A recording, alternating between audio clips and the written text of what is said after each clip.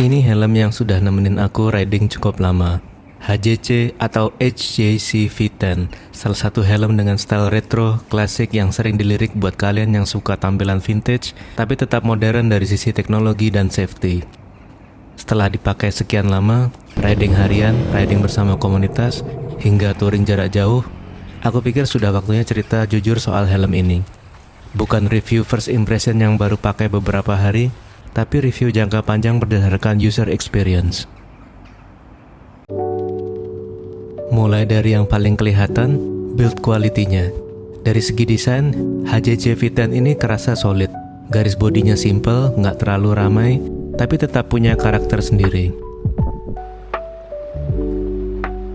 Satu detail yang aku suka, helm ini nggak punya logo besar di atas visor seperti kebanyakan helm pada umumnya.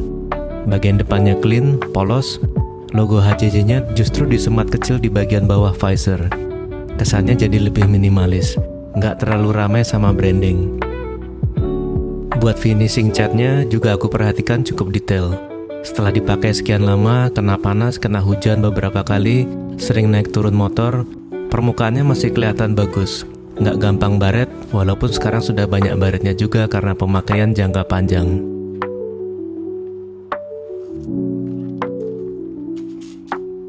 Soal berat, ini salah satu poin yang paling aku suka dari helm ini. Cukup ringan buat ukuran full face. Pas riding berjam-jam, baik di dalam kota ataupun pas touring, leher tidak gampang pegal. Satu hal lagi yang penting dan sering kelewat dibahas adalah soal sertifikasi safety-nya. Helm ini sudah mengantongi sertifikasi DOT, Standar Keselamatan dari Amerika Serikat, yang diakui secara internasional. Di Indonesia sendiri, helm ini juga sudah berstatus SNI. Jadi dari sisi legalitas dan safety, dua-duanya sudah terpenuhi.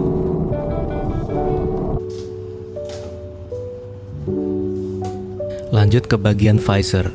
Salah satu yang paling aku suka dari helm ini, eye port-nya lebar. Efeknya, field of view jadi luas banget.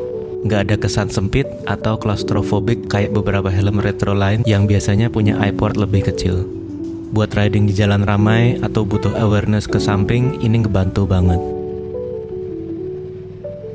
Mekanisme buka tutupnya juga smooth, nggak seret, nggak bunyi berisik, dan kerasa kokoh tiap kali dikunci. Satu hal lagi yang aku suka, sistem visornya toolless.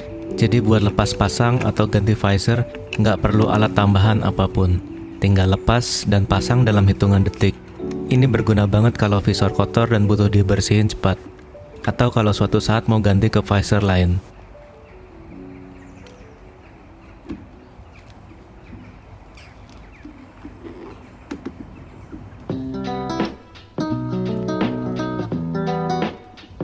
Material interiornya pakai kombinasi suede dan leather, jadi bukan cuma busa aja, kerasa lebih premium pas disentuh.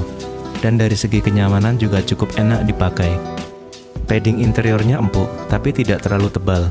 Pas pertama kali pakai, jujur kerasa agak ketat di beberapa titik. Tapi setelah dipakai beberapa kali, busanya mulai menyesuaikan bentuk kepala. Dan sekarang udah pas banget. Satu detail yang aku appreciate banget adalah ruang khusus di area telinga, jadi nggak kerasa kejepit meskipun dipakai lama. Plus ada alur khusus buat yang pakai kacamata. Buat kamu yang berkacamata, ini ngebantu banget, karena gagang kacamata bisa masuk dengan nyaman tanpa menekan kepala. Fitur safety lain yang sering kelewat, cheek pad-nya punya sistem emergency quick release. Jadi kalau misalnya terjadi kecelakaan, petugas medis bisa lepas cheek pad dengan cepat tanpa harus narik atau gerakin kepala secara paksa. Busa linernya juga bisa dilepas buat dicuci. Fitur kecil tapi penting, apalagi kalau kamu sering riding di cuaca panas dan gampang keringetan. Satu hal lagi yang aku appreciate, busa interiornya sudah disediakan slot khusus buat pemasangan intercom. Ada lubang speaker dan jalur buat kabelnya. Jadi nggak perlu melubangi busa sendiri kalau mau pasang intercom. Soal ventilasi, ada beberapa titik fan di bagian depan buat sirkulasi udara. Cukup membantu, terutama pas riding dengan kecepatan stabil. Tapi jujur saja, buat cuaca Indonesia yang panas dan lembab, terutama pas macet atau berhenti lama di lampu merah, masih kerasa gerah di dalam. Apalagi helm ini nggak punya exhaust fan di bagian belakang, jadi sirkulasi udaranya nggak semaksimal helm-helm yang punya jalur keluar udara di belakang. Nah, ini bagian yang menurut aku juga penting buat dibahas, noise level. Buat pemakaian dalam kota, sehari-hari masih oke. Suara angin nggak terlalu mengganggu, masih nyaman buat riding santai atau commuting. Tapi begitu masuk touring, luar kota dengan kecepatan yang lebih tinggi dan durasi yang lebih lama, noise-nya mulai kerasa signifikan. Bahkan kadang bikin aku susah dengar percakapan lewat intercom. Ironis juga, mengingat slot intercomnya sudah disediakan dari awal. Ini jadi salah satu kekurangan yang paling kerasa buat aku pribadi. Kalau kamu tipe rider yang sering touring jarak jauh atau ngandelin intercom buat komunikasi pas riding bareng rombongan, ini poin yang perlu betul-betul dipertimbangkan sebelum beli helm ini.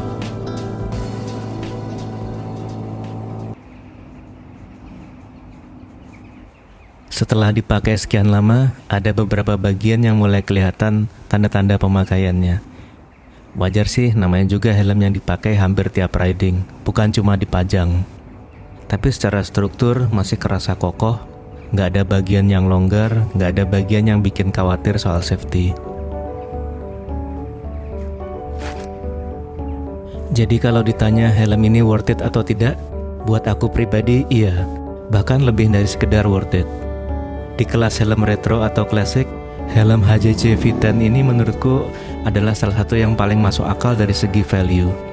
Kualitasnya, build quality-nya, finishing, sertifikasi, sampai kenyamanan dan fitur-fiturnya kerasa hampir sebanding dengan helm merek-merek papan atas. Namun tentu saja helm ini bukan yang paling terbaik dalam segalanya, terutama soal ventilasi dan noise pas riding kecepatan tinggi. Tetap menjadi kekurangan yang cukup terasa. Tapi secara keseluruhan, ini adalah helm retro dengan value terbaik yang pernah aku pakai.